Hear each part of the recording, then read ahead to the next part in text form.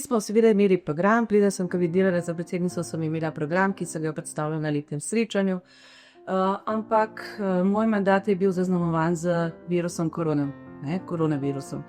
Torej z epidemijo, in če se prav spomnim, smo imeli prvi sestanek predsedstva v novi sestavi, torej konec januarja še v živo, potem pa že od februarja dalje preko Zooma.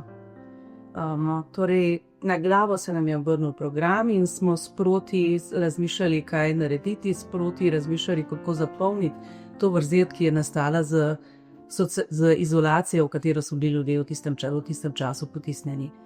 Imeli smo pred sabo dve nalogi, ena je bila organizacija srečanja, ki tradicionalno poteka v živo, druga je bila organizacija rednih mesečnih dogodkov, ki so tudi potekali v živo. In zdaj vse to je bilo treba prenesti na Zoom.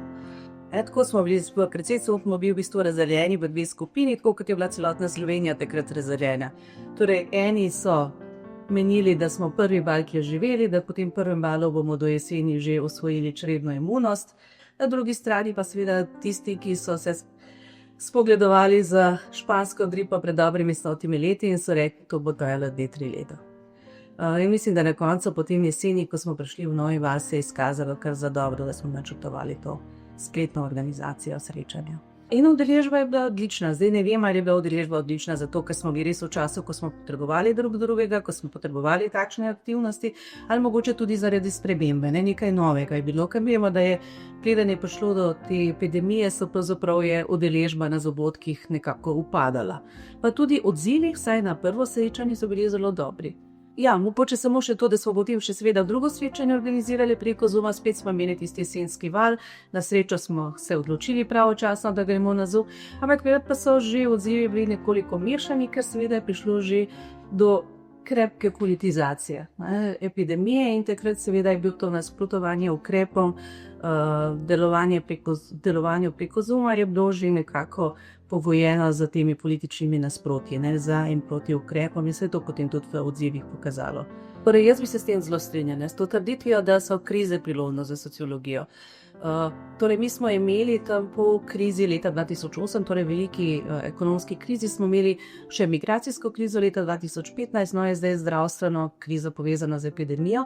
In ja, vpliv sociologije se seveda v tem času v javnem diskurzu poveča, sociologi pridejo do besede, sociologi imajo seveda kaj zapovedati v tem času.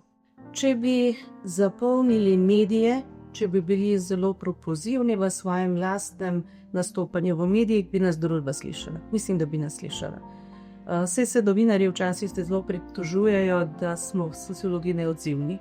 Torej, naša lastna propulzivnost se mi zdi, da je malce problem, čeprav na drugi strani pa je res, so situacije, ko je treba sociologijo poklicati, ko samo sociologija lahko ponudi odgovore. In nič ni narobe, če smo enkrat malo bolj v ospredju, pa drugič mogoče manj bo potisnjeni v ozadje.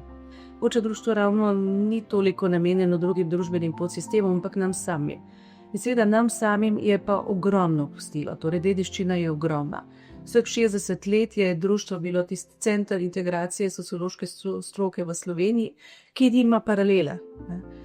Torej, mi po malem, zdaj se mi zdi zadnje čase, postajamo predvsem akademsko društvo, kot so tudi društva drugod po svetu. Vse imajo tudi v drugih državah, sociološka društva so predvsem akademska društva. Ja, jaz moram reči, da nikoli nisem videla pravega razloga za to, da bi bila pravzaprav društvo nek način fokusirano zgolj na ljubljansko akademsko sociološko skupnost. Torej, družbenih problemov, ki jih obravnavamo, je pa prav toliko, kot bi bilo v kakšni večji državi, ki ima večjo sociološko skupnost. In ne uspemo vsega narediti. Ne uspemo se ukvarjati z vsemi temami, ki se odpirajo. Kot vemo, danes je teh problematičnih tem, o katerih bi bilo treba kaj reči z sociološkega zornega kota, ogromno. Nas pa ni dovolj za to.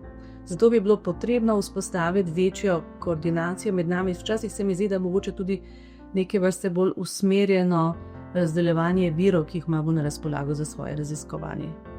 V tem smislu, da bi skrbeli za to, da dejansko pokrivamo vse teme. Zdaj, večinoma to razdeljevanje sredstev temelji na tekmovanju med nami, torej na točkovanju, in s tem pomalem zgublja slovenska sociologija.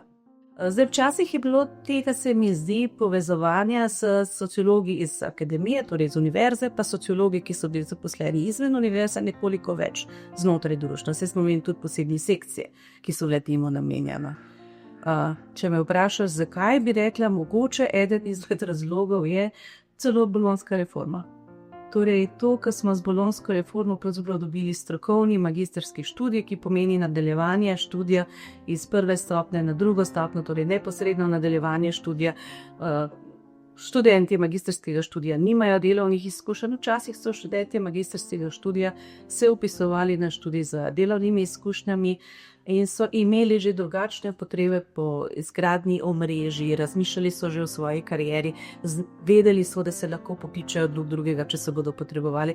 Sedanji študenti v bistvu ne vedo, ali bodo potrebovali drug drugega kasneje v karieri.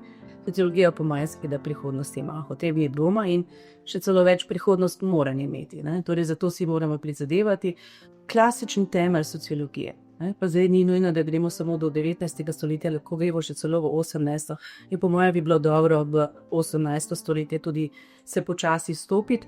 Torej, ta klasični temelj sociologije temelji na razsvetljenski paradigmi. In ta razsvetljenska paradigma pomeni, da razvijamo znanost, ustvarjamo znanost z namenom zasledovanja oziroma uresničevanja humanističnih ciljev.